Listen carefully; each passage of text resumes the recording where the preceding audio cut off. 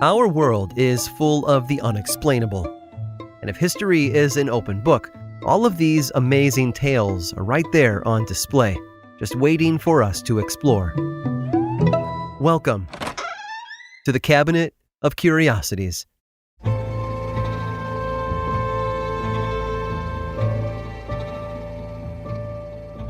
When it comes to storytelling, everything eventually comes back to Shakespeare. He's widely regarded as the greatest playwright of all time, and for good reason. His works continue to be adapted for the stage, film, television, and literature, finding new audiences through each retelling. With a body of work spanning 39 plays and 154 sonnets, William Shakespeare's contributions to English literature, as well as the English language, cannot be overstated. Phrases such as short shrift and with bated breath or all of a sudden can trace their roots back to the bard.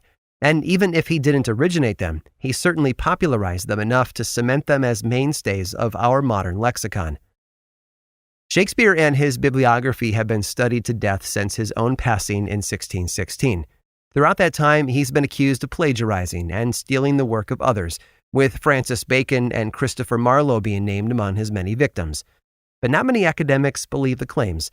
In fact, some think more of his plays and poems are still out there waiting to be discovered.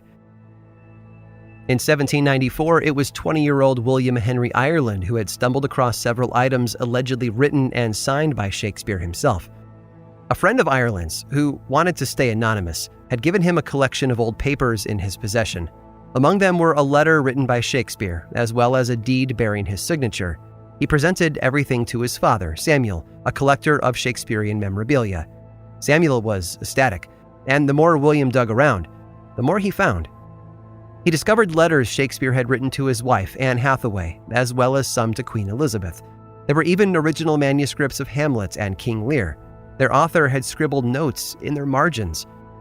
Samuel consulted with Shakespearean scholars on what his son had given him. They confirmed everything was real. Samuel saw an opportunity to capitalize on his newly acquired historical artifacts. 1 year later, he compiled copies of the letters and notes into a book, which went on to be a big hit with readers. That same year, his son William made another incredible discovery. There was a new play. Well, an old play, but one that had never been seen by a single soul other than its author, Shakespeare. It was called Vortigern and Rowena. Naturally, he gave that to his father, and in no time, another playwright named Richard Sheridan offered Samuel £300 to be the first to produce it for the stage. Sheridan, however, quickly saw a problem with his purchase. For one, the plot was far simpler than any of Shakespeare's other works. He passed the play along to a colleague, who also thought something was off about it. Doubts about the script went public, and academics from all over started to pick through Ireland's compendium of documents looking for inconsistencies. The show did go on, though.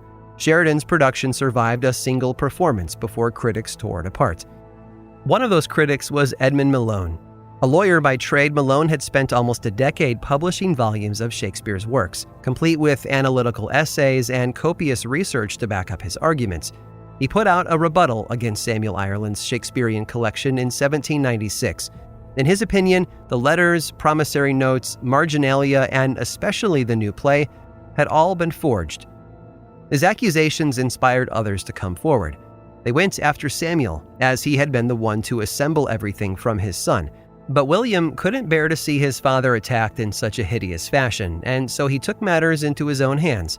He published a confession titled An Authentic Account of the Shakespearean Manuscripts. William confessed everything. He'd forged the signatures, the documents, and the play. And nobody believed him. They said there was no way that someone so young could have pulled off such convincing fakes by himself.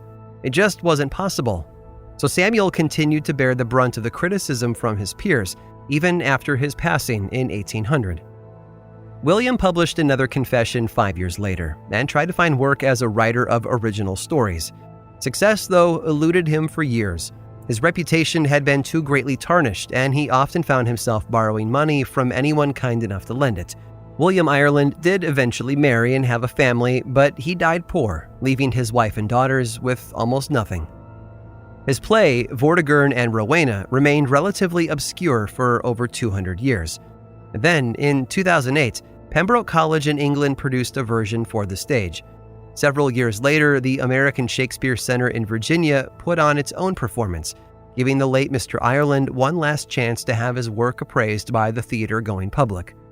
Apparently, opinions haven't changed all that much, as the play hasn't been produced since.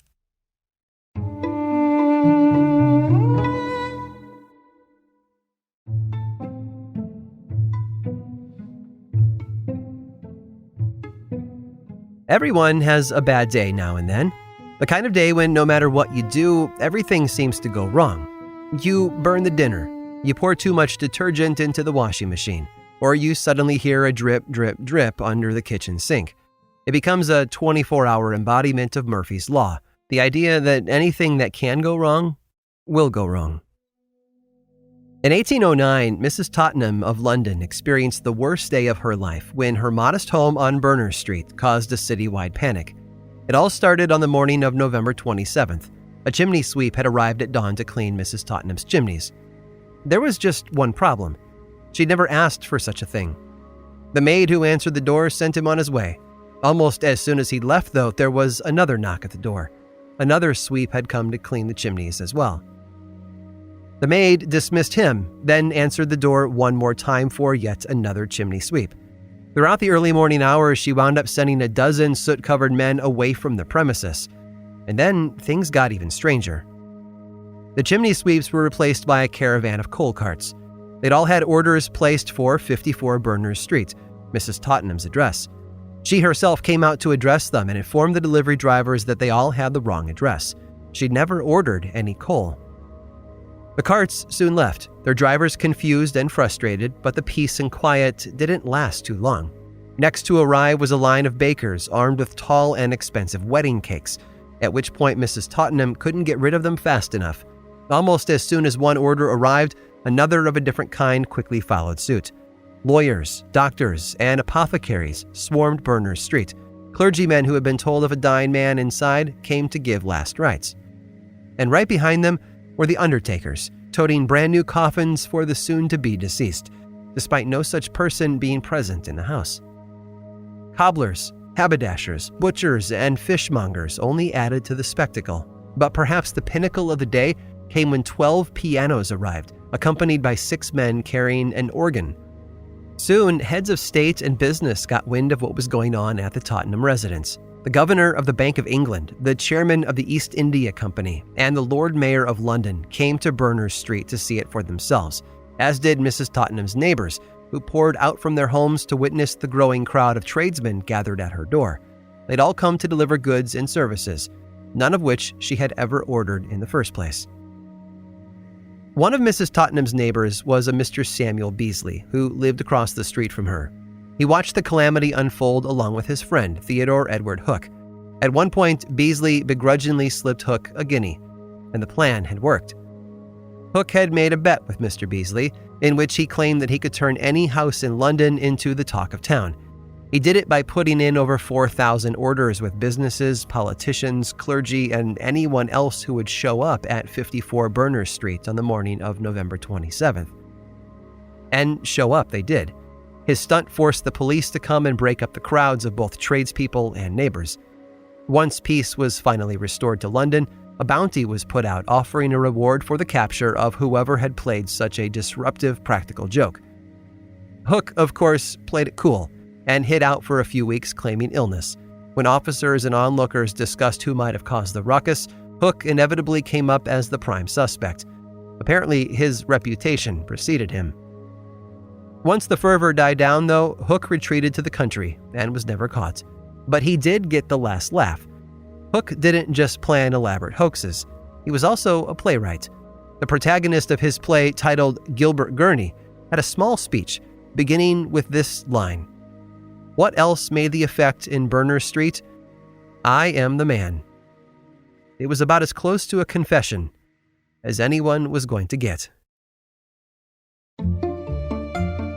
I hope you've enjoyed today's guided tour of the Cabinet of Curiosities. Subscribe for free on Apple Podcasts or learn more about the show by visiting curiositiespodcast.com. This show was created by me, Aaron Mahnke, in partnership with How Stuff Works. I make another award-winning show called Lore, which is a podcast, book series, and television show, and you can learn all about it over at theworldoflore.com. And until next time, stay curious.